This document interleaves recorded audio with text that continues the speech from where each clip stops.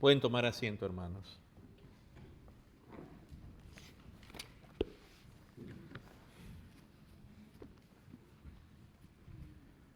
Acompáñenme en sus Biblias a Gálatas 4, el pasaje con el que empezamos la reunión.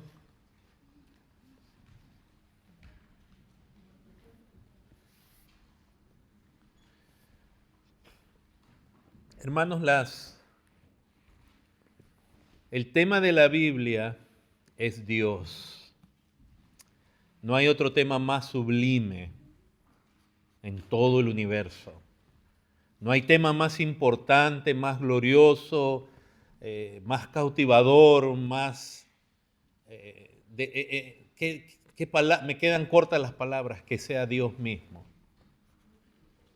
No hay ser más sublime que Dios.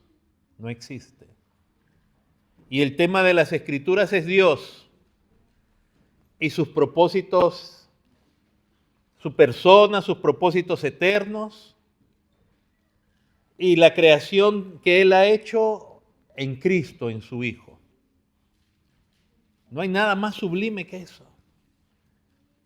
Todo lo demás, todo lo que es parte de la creación, todo por haberlo hecho Él es algo precioso también. Pero el tema de la Biblia es Dios, su obra, la persona de su Hijo Jesucristo y sus logros. Dios va a tener, hermanos, cuidado de nosotros. Y en la Biblia se habla de nosotros. Dios tiene consejo para cada área de nuestras vidas. Eso es cierto, porque Él como buen Padre tiene cuidado de todos nosotros. Pero el tema de las Escrituras es Dios mismo, y su grandeza, y su obra. Y cuando en este mes se recuerda la venida del Señor, dice ahí en el verso 4 que leímos, cuando vino el cumplimiento del tiempo, Dios envió a su Hijo, nacido de mujer y nacido bajo la ley. Gálatas 4:4. Que como hemos dicho, nos muestra esto, la soberanía de Dios que tiene sobre el tiempo, sobre las edades, sobre los reinos, los gobiernos, las circunstancias. Él determina todas las cosas. Nosotros cuando pensamos en la venida del Señor, pensamos 2000 años atrás cuando el Señor nace en Belén. Pero si nos ponemos a pensar, ese momento ha sido, digamos así, la cúspide de siglos donde distintos reinos, personajes, creyentes, no creyentes, profetas, fueron enviados por Dios y todo se encaminó de tal manera hasta el momento en que nace el Señor. El que nace es el Hijo de Dios, es el Dios eterno, glorioso, el Hijo. Él es el que nace aquí. Se hace hombre. Pero cuando hablamos del tiempo, de nuevo, hasta el emperador romano que existía, Augusto César, Herodes el Grande, todas las circunstancias, quienes hacían parte del gobierno judío en ese momento, todo eso Dios lo orquestó, porque Dios es soberano sobre los hombres. Dios no hace que los hombres hagan el mal, el hombre hace el mal de sí mismo. Pero Dios pone todas las cosas, personas, circunstancias, para que se cumpla su propósito. Y cuando llegó el tiempo, no antes, no después, esto no fue al azar también. Dios no estaba mirando en los cielos a ver en qué momento venía Jesucristo. En el cumplimiento del tiempo, ahí es que Dios envía a su Hijo. Y es el cumplimiento porque en Cristo se va a cumplir en su persona y en su obra redentora todos los propósitos de Dios. Y todo lo que venía anunciándose en el Antiguo Testamento se va a cumplir en Cristo. Es un momento glorioso. El nacimiento de Cristo, hermanos, es glorioso en ese sentido. Porque Dios ha hecho realidad que su Hijo sea hecho hombre por medio del Espíritu Santo en el vientre de una mujer y que naciera y Él desde niño Desde su concepción ya se daba su nombre, su origen, su propósito y hasta que iba a morir. A la gente no le gusta la palabra elección.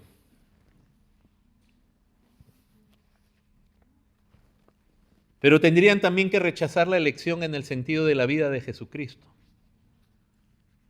Porque aún Cristo, cuando es concebido y luego nace, Él ya tenía un destino en su vida, al cual Él voluntariamente se ofreció. Dios soberano envía a su Hijo, que nació de una mujer. Fíjense, el centro no es María, no es José. La palabra nos habla cosas muy preciosas de ambos, como se hizo ahora en la lectura bíblica acerca de José, un hombre justo, un hombre joven y justo. Y de María también, quien es la mujer. Ambos, tanto José y María, escogidos ¿por quién? Ellos no escogieron esto. Es Dios quien escoge a María, es Dios quien escoge a José como esposo. Y el ángel le dice a José, como vimos en la lectura bíblica, recibe a María tu mujer. Y él obedece. Y a María le dice, el ángel Gabriel le dice, el Espíritu va a hacer sombra sobre ti. Y vas a quedar encinta. Y ella no comprende, pero al final dice, aquí la sierva del Señor, hágase conmigo conforme a tu palabra. No sé cuál de ellos dos se sintió abusado por Dios en su libre albedrío, como acusan tan terriblemente muchos cuando se habla del tema de la elección. Pero todo esto es orquestado por Dios. Ahora déjame decirte como una aplicación rápida en cuanto a tu vida. Si tu vida ha sido elegida por Dios, ¿con qué propósito ha sido elegido? ¿Con qué propósito Dios te ha llamado? Yo confío que tu vida, tus propósitos, sean parte también de este plan eterno y glorioso de Dios en su reino. Que tu nombre cuente y eso estará determinado por Dios mismo. Ahora aquí en Gálatas, este pasaje en el verso 5 nos dice, para que redimiese a los que están bajo la ley. Y entonces vamos a tratar de leer una buena porción de esta carta para entender qué significaba entonces este nacimiento de Cristo con esto que se nos habla de un cumplimiento del tiempo, de nacer bajo la ley que se refiere a la ley dada por Dios a Moisés en el monte Sinaí, el antiguo pacto. ¿Qué significa esto? Acompáñame al capítulo 2 primeramente de Gálatas.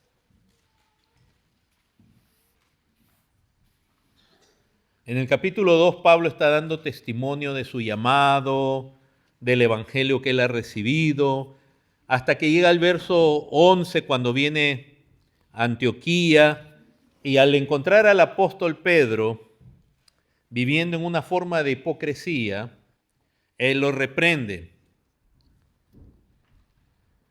Entonces en el verso 15 hasta el final del capítulo 2 dice así, nosotros, judíos de nacimiento. ¿Por qué menciona esto? No es un corte abrupto en el diálogo, él está hablando de Pedro y cómo cayó en pecado en el sentido de no comportarse como es digno del evangelio, sino que al venir los de la circuncisión, él se apartó de los gentiles y entonces Pablo le llama la atención y comienza a describir lo que ellos son como judíos. Dice, nosotros judíos de nacimiento y no pecadores de entre los gentiles, dice, sabiendo que el hombre no es justificado por las obras de la ley, sino por la fe de Jesucristo. Esta es la parte, el primer punto que quiero resaltar. Él es judío, Pedro también es judío, Y dice, nosotros somos judíos y no somos pecadores de entre los gentiles, es decir, no somos pecadores de la misma manera que los gentiles lo son. No está diciendo que no es pecador. Los gentiles eran politeístas, adoraban dioses, etc. Los judíos no, eran monoteístas, pero también eran pecadores. Entonces, él dice, no somos pecadores de entre los gentiles, dando a entender que no es el mismo tipo de pecado. Pero la parte central aquí es lo que él sabía. Dice que el hombre no es justificado por las obras de la ley, sino por la fe de Jesucristo. El punto central de lo que Pablo está hablando tiene que ver con la justificación del ser humano. Cómo uno es justificado ante Dios. Y para eso vino Cristo.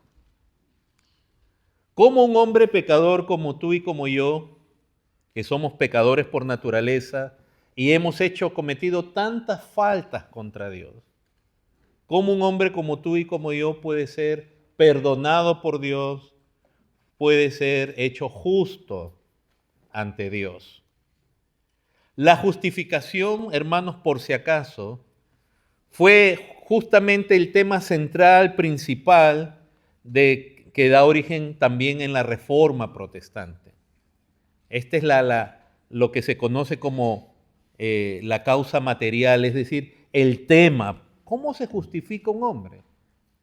¿Eres tú pecador? Déjame preguntarte, ¿eres tú pecador por naturaleza? ¿Sí o no? Algunos no están convencidos todavía. ¿Has hecho cosas en contra de Dios? ¿Pensado cosas? ¿Has tenido alguna vez una mala intención en tu corazón? Ojalá que se caiga, ojalá que no. ¿Cómo entonces un hombre pecador? ¿Has desobedecido alguna vez a tus padres? Ajá. Sí, ¿verdad? Y cuando hablamos de ese aspecto, a veces la cabeza nos queda corto el cuello para decir cuánto hemos desobedecido. ¿Has mentido? ¿Has robado? Mira todas las cosas que has hecho en contra de Dios. Y Dios es santo y justo. ¿Cómo te puede perdonar a ti? ¿Solamente por amor nada más? ¿Qué pensarías tú de un juez ante el cual un delincuente se presenta? Ahora imagínate esta situación. En un pueblo chico solo hay un juez y de pronto la policía le trae a un delincuente que encontraron robando y destruyendo un lugar. Y cuando el juez mira, se da cuenta que es su sobrino. El juez, ¿qué creen ustedes? ¿Lo quisiera liberar, sí o no? Por ser su sobrino. Claro que sí. ¿Pero lo puede liberar? No, porque si lo libera él, ¿qué clase de juez sería? Un juez injusto. Todos nosotros pensamos en cuanto a Dios, pero Dios es bueno, me tiene que perdonar porque sí. Si Él te perdona así porque sí, Él sería injusto. Voy a usar esta expresión, por mucho cariño que Dios te tenga, que como hemos estado hablando del amor de Dios, no es así. Por eso todo hombre también está más bien bajo la ira de Dios y bajo la sentencia de Dios. Entonces, ¿cómo es justificado?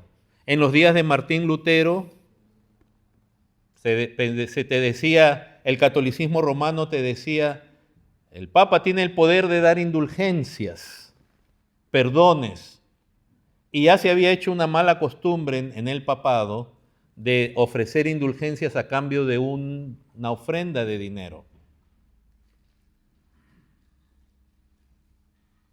Y entonces Martín Lutero se comienza a cuestionar, pero él no era el único que se comienza a cuestionar. ¿Cómo se justifica el hombre? Por la veneración de reliquias. Reliquias son recuerdos materiales antiguos de Cristo, se decía que había un pedazo de pan de la Santa Cena, un pedazo de la cruz, un clavo de la cruz.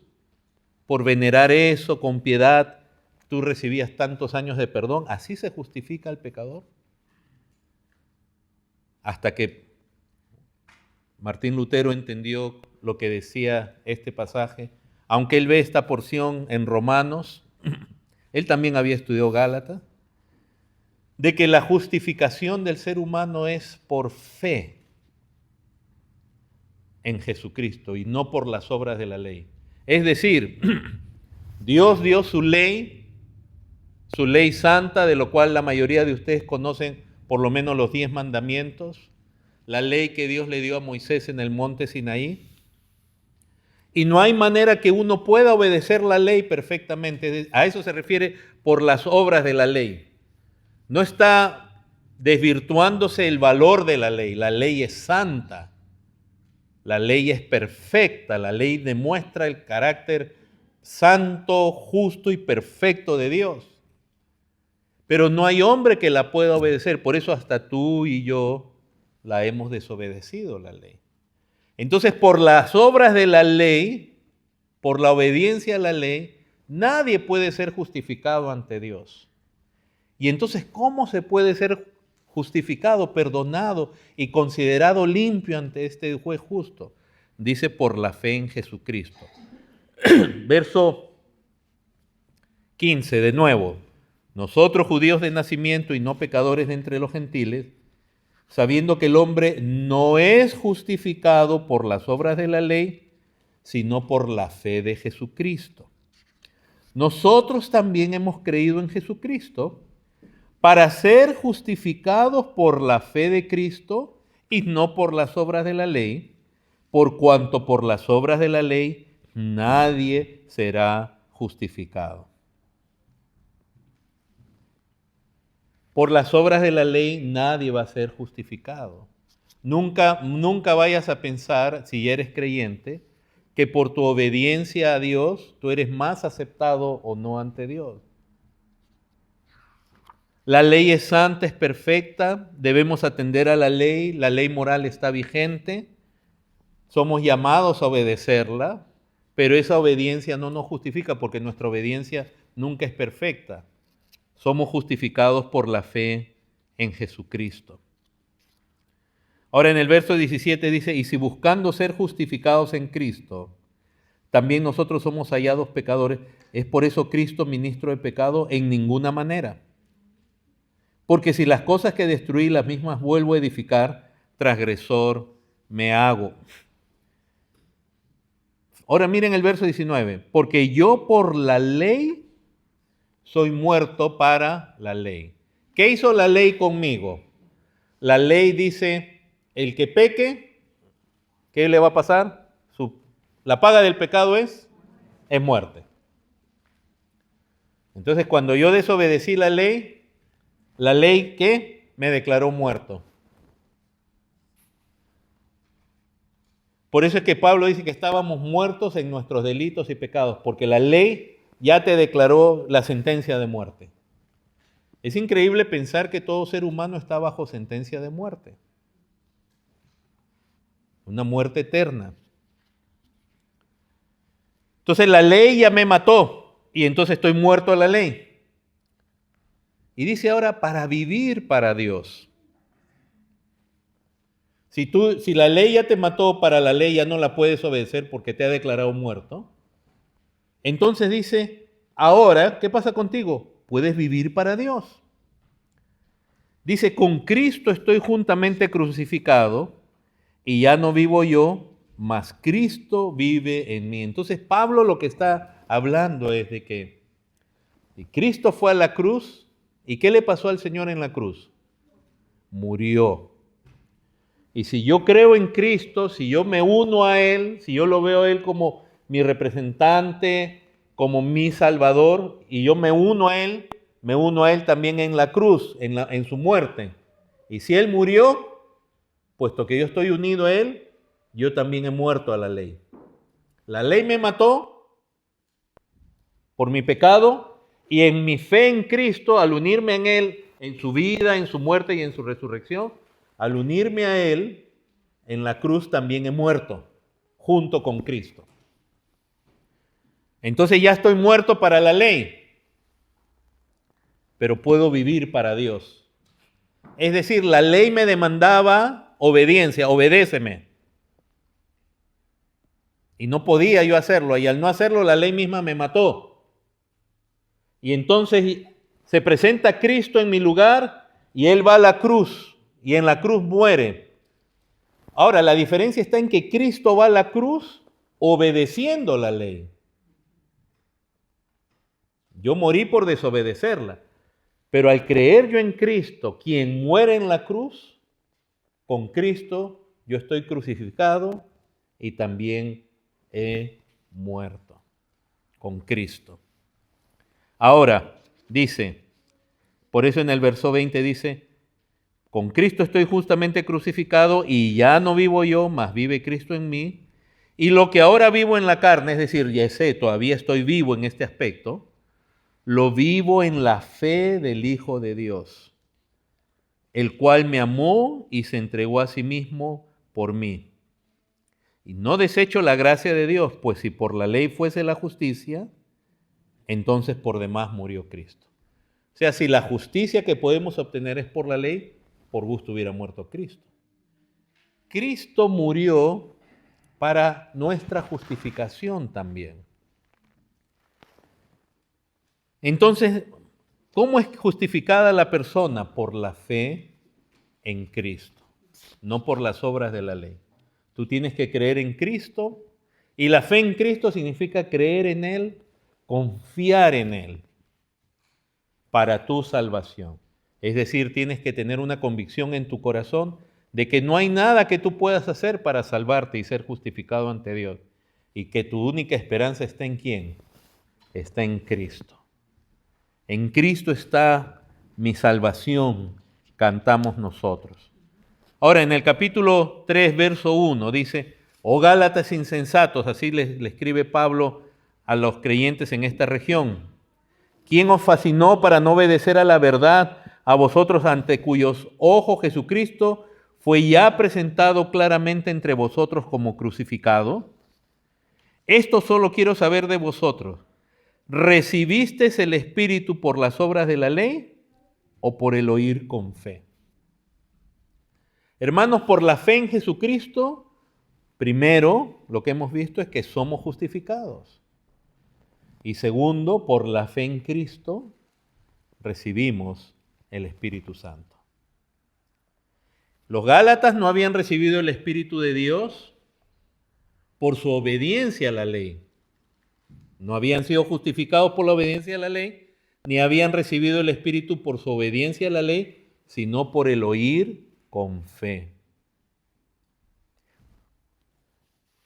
Los hijos de Dios son aquellos que tienen el Espíritu de Dios.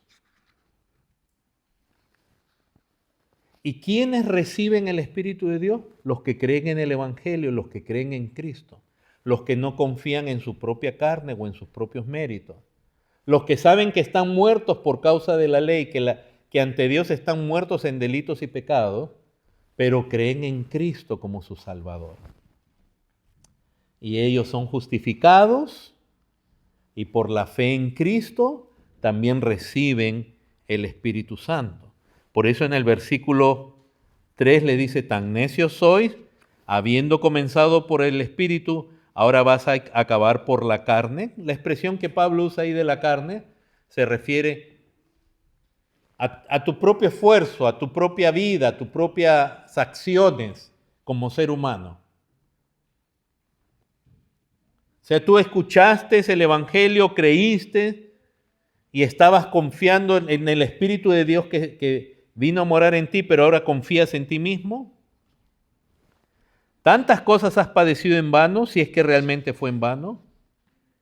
Y nuevamente la pregunta retórica en el verso 5. Aquel pues que os suministra el Espíritu y hace maravillas entre vosotros, ¿lo hace por las obras de la ley o por el oír con fe? ¿Cuál es la respuesta? Aquel que te da el Espíritu Santo y obra en medio de ti, ¿lo hace por tu obediencia a la ley o por el oír con fe, por tener fe en Cristo? Por tener fe en Cristo. No hay méritos en ti ni en mí. Esto es todo por causa de Cristo y por eso el punto es creer en Cristo hasta el final. Y si se dan cuenta, entonces también quedan descartados no solamente lo que el catolicismo romano enseñaba en la Edad Media, hasta que hubo la Reforma, de indulgencias, veneración de María, de santos, de reliquias, sino también sacramentos. Los sacramentos no nos justifican ante Dios.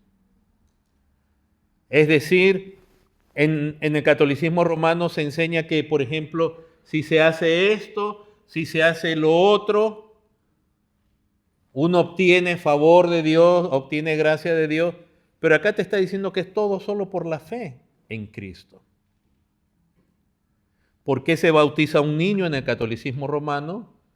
Porque tienen la convicción de que cuando el sacerdote bautiza a un niño, le pone agua, ese niño se convierte en hijo de Dios, malinterpretando Juan capítulo 3 y otros pasajes. Pero acá se dan cuenta que la justificación de una persona y aún recibir el Espíritu Santo es un acto de fe de la persona. Un bebé no puede tener fe. Todavía no tiene ni siquiera la capacidad racional de creer en Dios.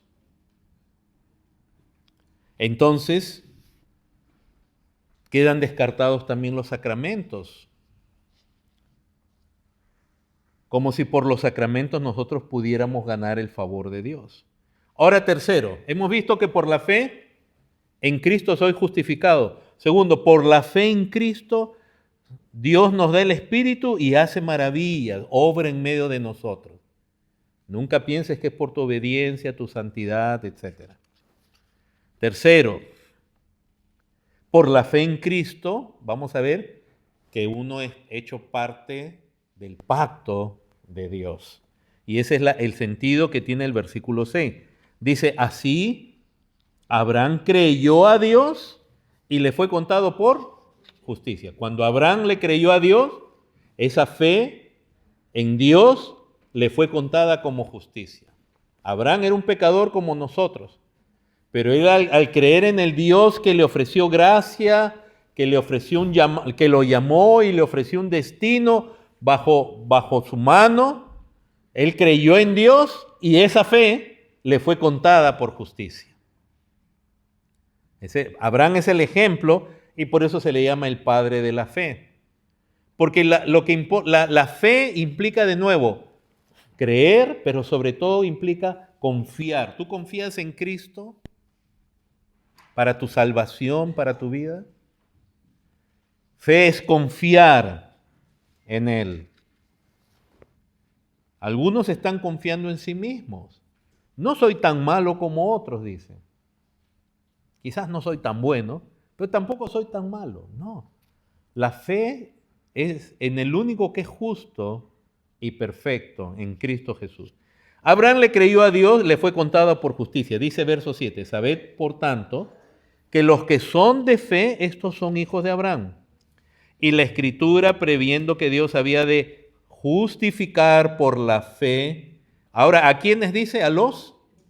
¿Se acuerdan que en el capítulo 2, verso 15, Pablo comienza diciendo, nosotros judíos de nacimiento, y entonces él explica, nosotros también hemos creído en Cristo, por la fe soy justificado, y de pronto le dice a los Gálatas que eran gentiles, aunque habían judíos entre ellos, que por la fe Dios les ha dado el Espíritu y obraba en medio de ellos.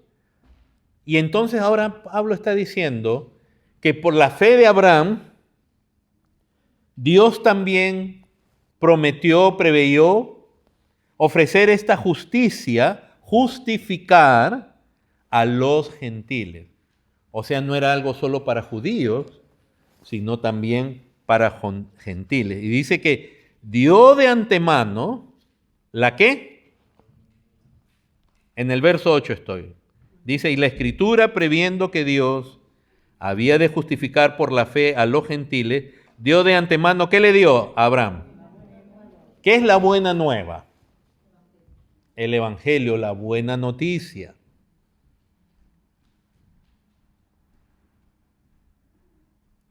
¿Qué buena noticia le dio? ¿Qué buena nueva le dio? Diciendo, Esta es la buena nueva. En ti serán benditas todas las naciones. O sea, no solamente tú y tu familia, todas las naciones. Por eso es que Pablo está diciendo, la fe también aplica a los gentiles. Porque cuando se le hizo la promesa a Abraham, se le dijo también de todas las naciones. ¿Ok? Entonces, no tienes tú que ser judío de etnia para recibir la promesa y la bendición, porque ya Dios se le dijo a Abraham que iba a ser para él, su familia, para su descendencia, pero también para todas las naciones. Entonces, no hay necesidad de ser israelita para ser parte del pacto de Dios, de la promesa de Dios. Ahora, fíjense lo que dice ahí. La buena nueva Abraham diciendo, en ti serán benditas todas las naciones. ¿Verdad? Así termina el verso 8.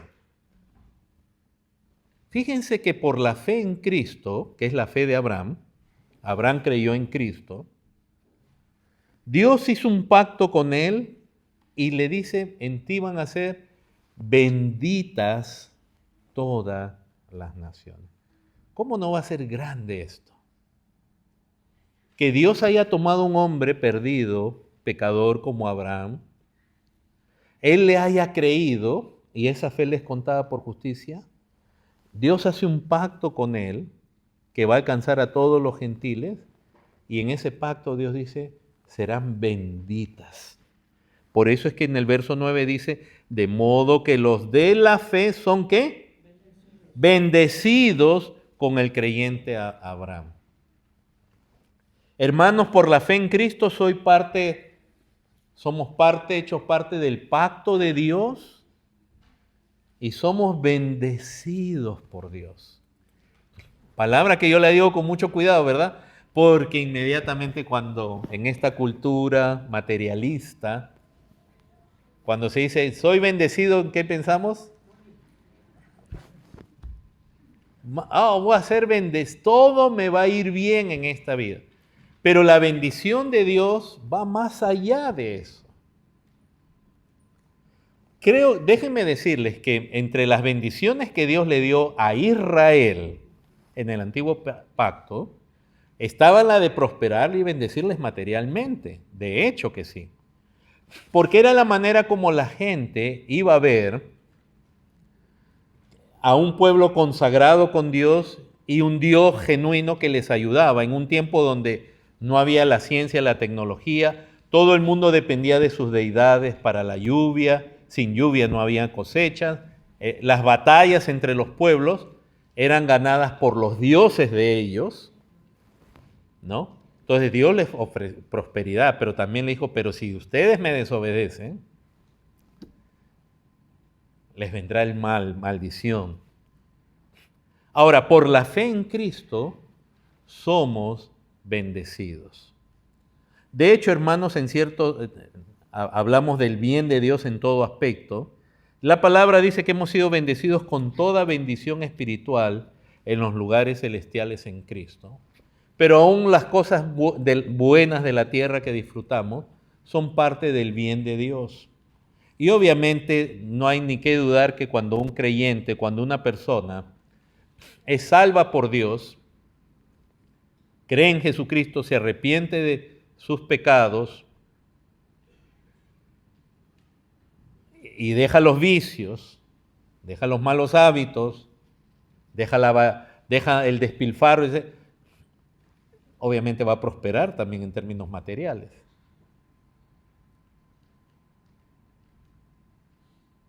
Pero aquí la bendición habla de una bendición que es mayor, mucho más que las cosas de esta tierra. Por eso en contraste en el verso 10 dice, porque todos los que dependen de la obra de la ley están bajo ¿qué? ¿Se dan cuenta el contraste entre la fe, el pacto de Abraham en donde somos bendecidos, pero por las obras de la ley? O sea, si creemos que por nuestra obediencia a la ley, si dependemos de eso, más bien estamos bajo maldición. Pues escrito está, maldito todo aquel que no permaneciere en todas las cosas escritas en el libro de la ley para hacerla. Entonces, por la fe en Cristo, soy justificado. Por la fe en Cristo es que Dios nos ha dado su Espíritu y obra en medio de nosotros. Por la fe en Cristo soy hecho parte del pacto de Dios con Abraham y con Cristo, y mi vida recibe un bien que es el mismo bien que Dios deseó para la humanidad en Génesis cuando Él crea al hombre. Y bendijo Dios al hombre. Pero el hombre por su pecado cae en desobediencia, en muerte y bajo maldición. Inmediatamente Dios le dijo a Adán que iba a hacer su trabajo, iba a estar bajo maldición, la tierra. Ya no iba a prosperar como prosperaba antes. Las mujeres iban a tener que dar a luz, pero con dolor. Las cosas cambian. Sí, hermanos, el pecado trae consecuencias. Pero en Cristo somos hechos parte, por la fe en Cristo, del pacto. Verso 11 dice, y que por la ley ninguno se justifica. ¿Se dan cuenta que el tema sigue siendo la justificación y los logros que hay por creer por fe? Por la ley ninguno se justifica para con Dios es evidente porque, al contrario, la Biblia dice, el justo por la fe vivirá. ¿Cómo es llamado a vivir el creyente? Por fe. ¿En quién? Tu confianza tiene que estar en Cristo para tu justificación. Pero la ley no es de fe, sino porque la ley dice, el que hace estas cosas vivirá por ellas. O sea, si las haces, vas a vivir. Pero si no las haces, te cae maldición. Verso 13, Cristo nos redimió de la maldición de la ley, hecho por nosotros maldición, porque está escrito, maldito todo aquel que es colgado en un madero. Alto, piensa en esto. Si tú eres creyente, tú estabas antes de ser creyente, tú y yo estábamos bajo la maldición de la ley. ¿Por qué? Porque habíamos desobedecido la ley. Y al desobedecer la ley pronuncia maldición sobre el que la desobedece, porque la ley es santa. Y que preciosamente Cristo va a la cruz, y en la cruz Él con su muerte paga por mi muerte y la maldición, la sentencia que había sobre ti y sobre mí. ¿Cómo no va a ser gloriosa la venida de Cristo? Si Él en la cruz muere por mí, en mi lugar, porque Él no merecía morir, y en la cruz Él toma la maldición que había sobre tu vida y sobre mi vida por causa de la ley, por causa de haber desobedecido la ley.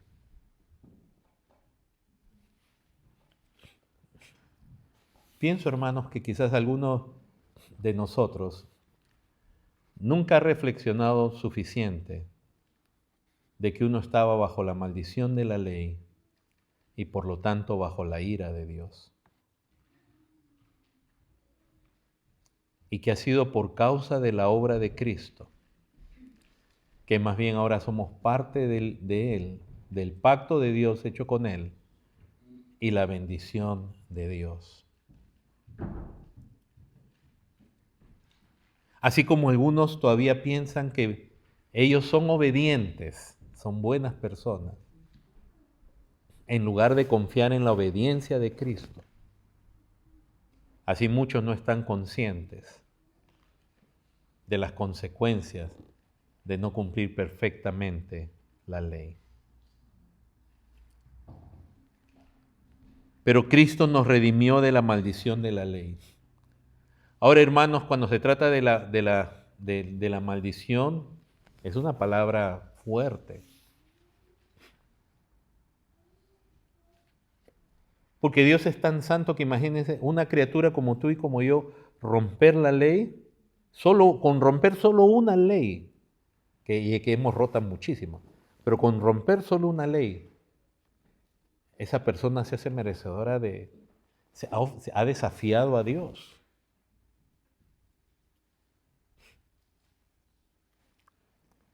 Y Cristo toma nuestra desobediencia y Él en la cruz muere en mi lugar. Cristo se hizo maldición. Qué pena, hermanos, nos da como un comentario paralelo, digamos.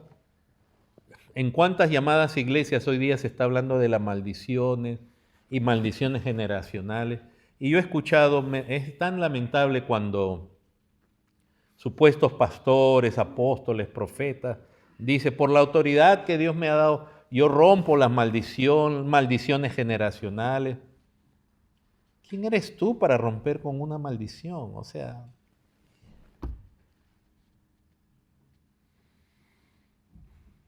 y por último, se enseña en las iglesias como que la gente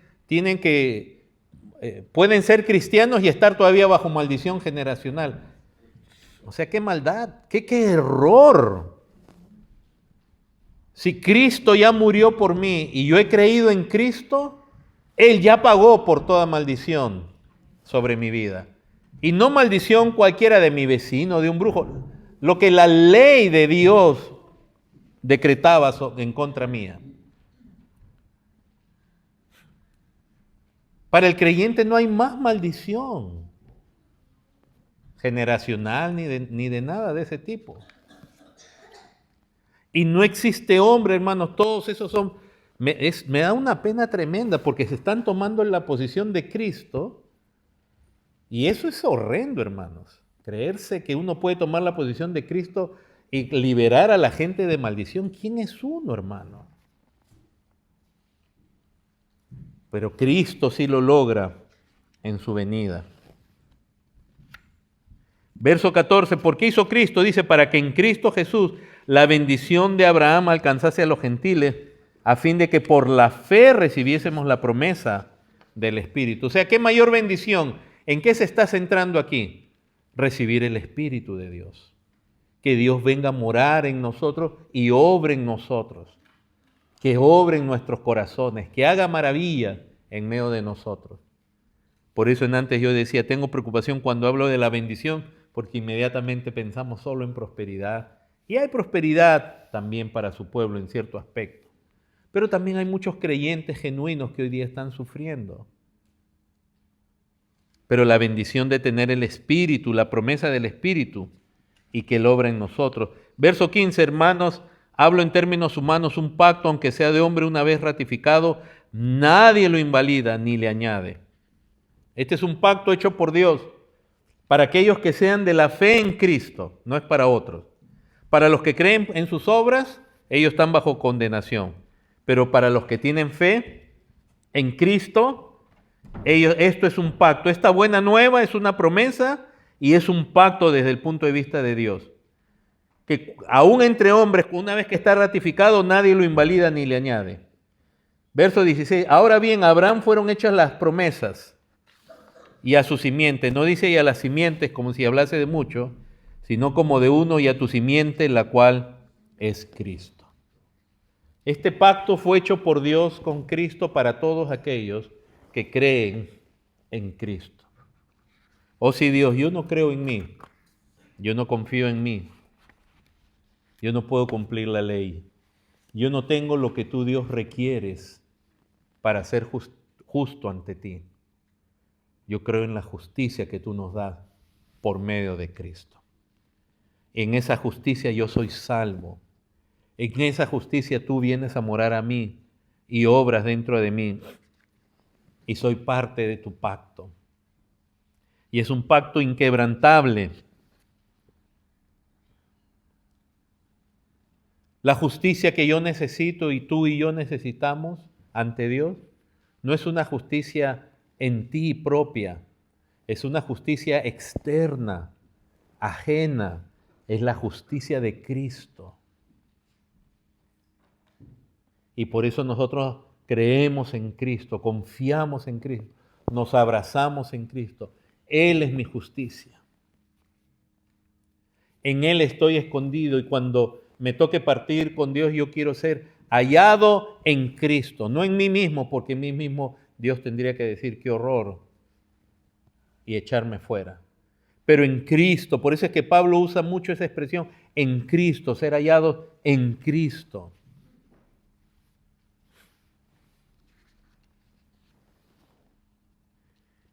Y lo que dice, cuando dice ahí en el versículo 17, esto pues digo, el pacto previamente ratificado por Dios para con Cristo, la ley que vino 430 años después no lo abroga. El pacto que Dios hizo con Abraham y con la simiente, que es Cristo, después, 430 años después, viene la ley. La ley no anula el pacto.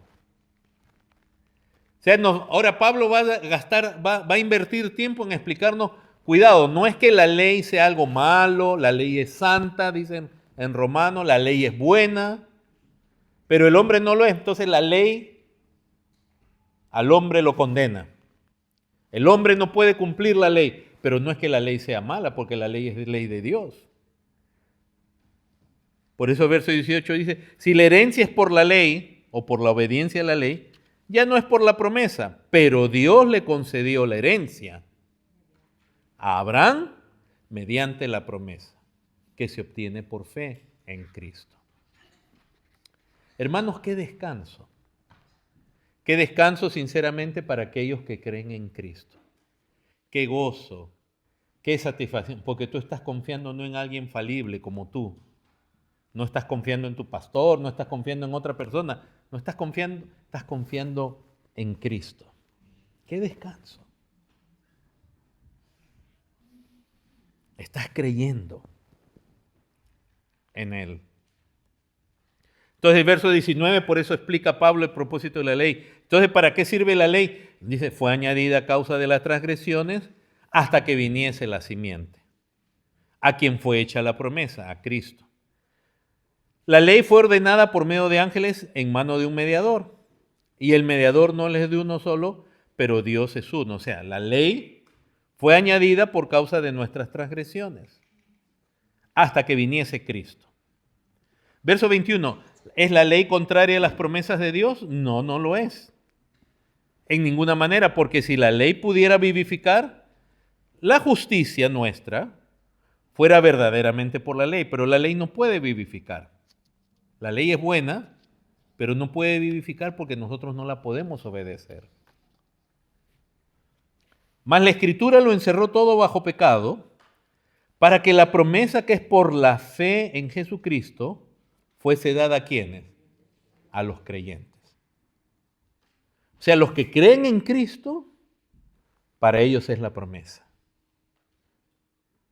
Para los que creen en Cristo. Por eso cuando cantábamos ahora, no valgo por mi posesión, ni porque fuerte sea yo, ni por mi talento. Es un canto que tiene un significado muy profundo, sino que creemos mi valor viene de lo que Cristo hizo en la cruz. Y ojalá tú y yo podamos confiar realmente en Cristo, verdaderamente. Entre nosotros, si nos miramos, los que nos conocemos más, que son los miembros de una familia, conocemos las flaquezas, las deficiencias, los pecados, los errores, las flaquezas. Entre los miembros de una iglesia nos conocemos menos, no tanto como íntimamente en una familia, pero sí sabemos que ante Dios no nos podemos presentar en nuestra propia integridad, sino solamente con la integridad de Cristo. Nosotros somos falibles, limitados. Verso 23, antes que viniese la fe, estábamos confinados bajo la ley, encerrados para aquella fe que iba a ser revelada. Es cierto, se le hizo la promesa a Abraham, después vino la ley, pero antes que viniera Cristo, la simiente, por eso dice antes que viniese la fe en Cristo, entonces Dios como que nos puso a todos bajo la ley, sobre todo a los judíos. Pero si se dan cuenta, Pablo está hablando de manera general Y se está refiriendo a toda la humanidad, que todo fue confinado bajo la ley.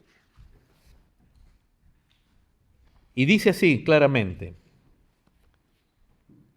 de manera, en el verso 24, que la ley ha sido nuestro ayo para llevarnos a Cristo.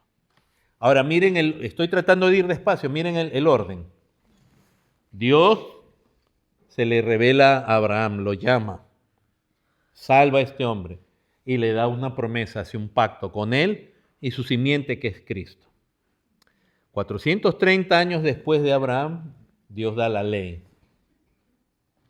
Y la ley fue añadida a causa de la transgresión. Y la ley tenía un propósito, ser nuestro ayo o nuestro tutor hasta que viniera Cristo.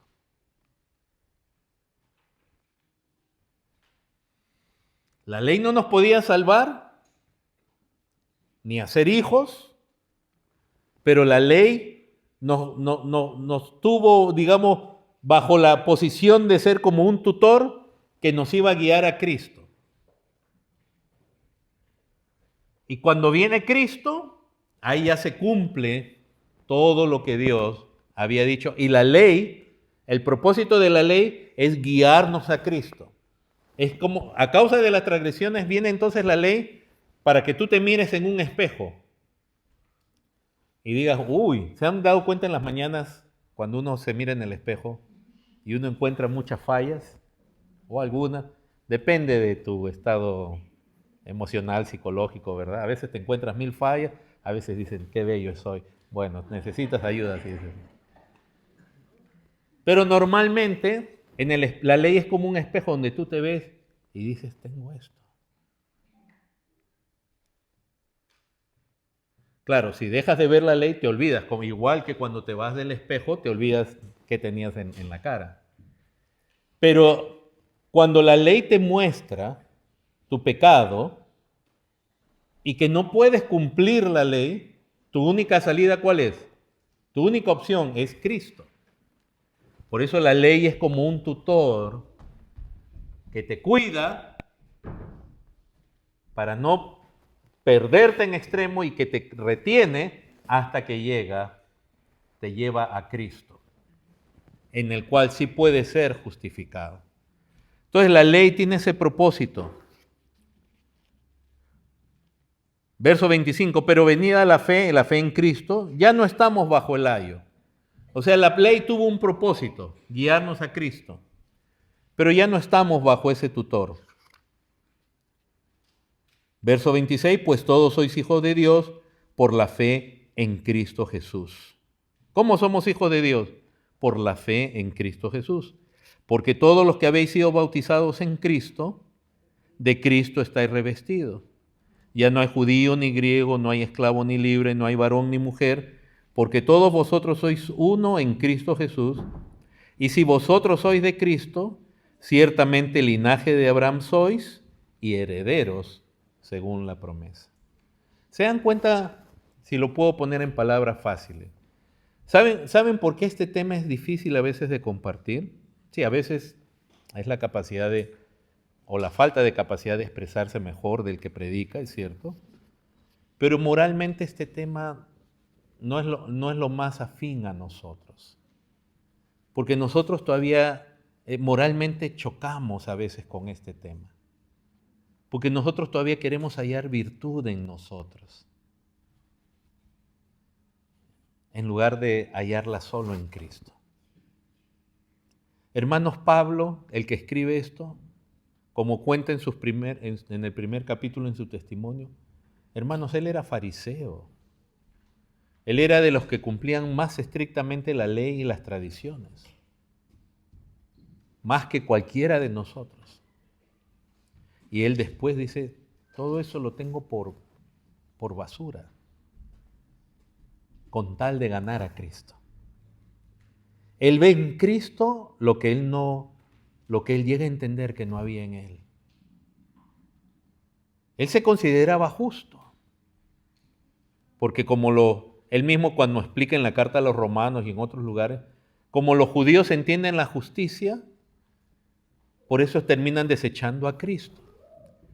Y esa es una preocupación que yo tengo. Porque si tú sigues buscando justicia en ti, méritos, vas a terminar desechando a Cristo, en lugar de confiar en Él y que Él sea tu reposo. Así que ese es por la fe en Cristo que somos hijos de Dios, no por otra razón. Y eso es para todos nosotros, judíos, griegos, esclavos o libres, varón y mujer. Esto no significa que ya no hay diferencias en el hogar entre el varón y la mujer, o en la iglesia, o socialmente ya no hay diferencia. Eso no significa eso. Lo que significa que en Cristo, el que ha creído en Cristo, sea judío, griego, esclavo, libre, varón o mujer, es salvo, es hijo de Dios. Y es parte del pacto de Dios. Y ha sido justificado. Y Dios le ha dado el Espíritu para que obre en medio de él, por los méritos de Cristo. Por eso el verso 1 ahora del capítulo 4 dice, pero también digo, entre tanto que el heredero es niño, en nada difiere del esclavo, aunque es señor de todo, sino que está bajo tutores y curadores hasta el tiempo señalado por el Padre. Así era cuando la ley estaba vigente, era como estar bajo un tutor, hasta el tiempo señalado por el Padre. Así también nosotros, dice, cuando éramos niños, estábamos en esclavitud bajo los rudimentos del mundo. Los rudimentos del mundo se refiere a las ordenanzas, haz esto, no hagas lo otro. Que es como un tutor que es como la ley, te dice haz esto y no hagas lo otro. A pesar que sabe que no la podemos cumplir, no la dice para que ganemos justicia. La misma ley te dice, bueno, si tú obedeces perfectamente, tú vas a vivir. Pero Dios sabe que no la podemos. Sin embargo, la ley te dice, puedes hacer esto, puedes hacer lo otro, para que nosotros veamos nuestro pecado, nuestra caída, y vayamos a Cristo, y en Él obtengamos la justicia y todo lo que nosotros no tenemos. Entonces la ley es ese ayo que nos lleva a Cristo. Y éramos nosotros entonces como niños. Y ahí es donde viene el sentido del verso 4. Pero cuando vino el cumplimiento del tiempo, porque ya Dios le había dado la promesa a Abraham, después vino la ley, y en el cumplimiento del tiempo entonces vino aquella simiente en el cual está basada la promesa de Dios. Entonces Dios envió a su Hijo, nacido de mujer, nacido bajo la ley. Por eso dice ahora, para que redimiese a los que están bajo la ley. ¿Se dan cuenta que la ley es santa, la ley tiene un propósito? Y en cierta manera está bien, padres, que ustedes le enseñen la ley a sus hijos, de decir lo que Dios manda, cómo es. Pero ustedes tienen que saber que eso no los va a salvar a ellos, sino que para que ellos crezcan, primeramente su pecado esté limitado por el mandato moral de Dios, porque si usted no le enseña a sus hijos la ley de Dios, que tienen que obedecer a sus padres, qué es hacer el bien, qué es robar, qué es mentir, si ustedes no le enseñan eso a sus hijos, no le ponen ni siquiera barrera moral a su pecado. Y los hijos van a ser completamente pecadores. Si usted mira alrededor, y ya estoy terminando, en esta cultura, usted ve el mal, la inmoralidad, la perversidad, todos los vicios están llegándose a extremos ya indescriptibles, y una de las razones porque los padres hace rato aquí en esta nación y en esta cultura en Occidente han dejado de enseñarle a sus hijos, porque la psicología popular les ha hecho creer que el propósito de ellos es hacerlos felices. Y entonces le dejan de todo a sus hijos.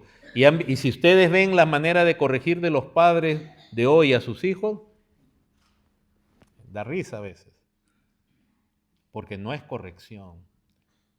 Entonces, si tú no le pones cercas morales a tus hijos, ¿cómo ellos van a saber si son pecadores?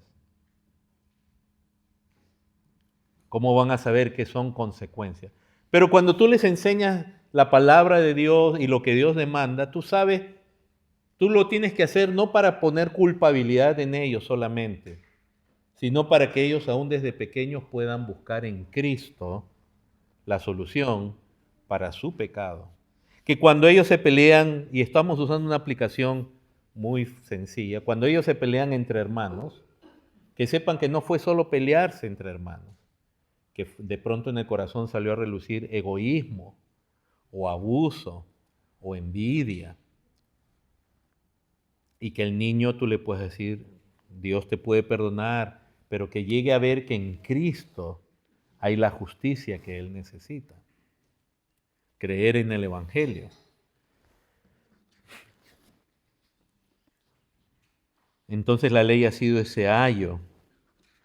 Verso 6, por cuanto sois hijos, Dios envió a vuestros corazones el espíritu de su Hijo. ¿Se dan cuenta que por la fe somos hijos? Y es por eso que envió el espíritu de su Hijo, el cual clama, Abba, Padre. Así que ya no eres esclavo, sino hijo, y si hijo también heredero de Dios por medio de Cristo. ¿Por qué vino Cristo a este mundo? Y en el contexto del versículo dice, cuando vino el cumplimiento del tiempo, Dios envió a su Hijo, nacido de mujer y nacido bajo la ley. ¿Para qué? Para que redimiese a todos aquellos que estaban bajo la ley. Ni tú ni yo podemos cumplir la ley. Cristo vino al mundo para que en Él se cumpla el plan redentor de Dios. Una exhortación final, versos 8 al 11. Ciertamente en otro tiempo, no conociendo a Dios, ustedes servían por naturaleza lo que no son dioses. Pero ahora conociendo a Dios, o más bien siendo conocidos por Dios, porque Él es quien toma la iniciativa, ¿por qué se vuelven de nuevo a los débiles y pobres rudimentos? Se refiere, antes se mencionó a los rudimentos del mundo, en el versículo 3, estos rudimentos son los mandamientos que vienen de la misma ley que te dice, haz esto o no hagas lo otro. Entonces, ¿qué pasa? Pablo llegaba a las iglesias, esta iglesia se formó en la predicación de Pablo, él predicaba el evangelio de Cristo y después venían falsos apóstoles, judaizantes, disfrazados de apóstoles, disfrazados de ministros del evangelio, quienes odiaban la libertad que los cristianos tenían. Pues decían, no puede ser. Ustedes tienen que circuncidarse, tienen que hacer algo que la... Entonces Pablo decía, no hay nada que ustedes puedan hacer para ser justificados. Pero ellos decían eso, y eso se había visto ya en Hechos capítulo 15, en el primer concilio en Jerusalén, porque llegó a haber ya una confrontación muy seria. Predicadores que le iban diciendo a la gente en las iglesias, tú tienes que hacer esto para ser salvo, conforme a la ley. Y la ley manda cosas, claro que sí. La ley manda circuncidarse al 8º día, la ley manda no comer ciertos alimentos, guardar ciertos días. Esos son los rudimentos a los que Pablo se refiere. Guardáis los meses, los años, o sea, los rudimentos conforme a la ley, pero él está diciendo, ya está Cristo aquí. Entonces, ¿cómo os volvéis a los débiles y pobres rudimentos a los cuales os queréis volver a esclavizar? Guardáis los días, los meses, los tiempos y los años. Me temo de vosotros que haya trabajado en vano con vosotros. Hermanos, si usted confía en usted, y el Evangelio se trata de eso, hermanos, es tan precioso porque nos lleva a confiar más y más en Cristo.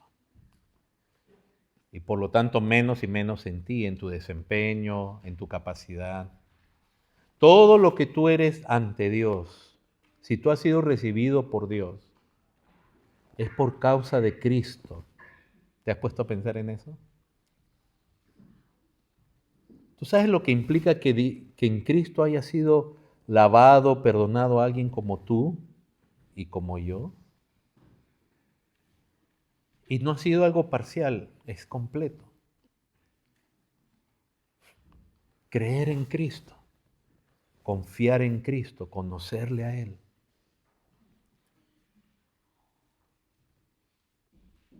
Y que tu vida sea hallada en Cristo Jesús. Cuidado con volverse alguno. Hay muchos lugares llamados iglesias donde hoy día se le está diciendo que para agradar a Dios tú tienes que hacer esto y esto y esto y lo otro. Porque no han entendido lo que es la justificación en Cristo Jesús. En Cristo Jesús, entonces, en conclusión, hemos sido justificados. Por causa de la obra de Cristo se nos ha dado el Espíritu Santo y Dios está obrando en medio de nosotros.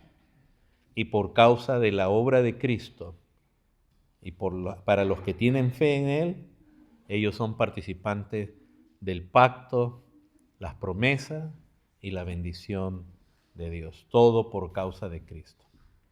Sea Él realmente exaltado en nuestros corazones. Les invito a ponerse en pie.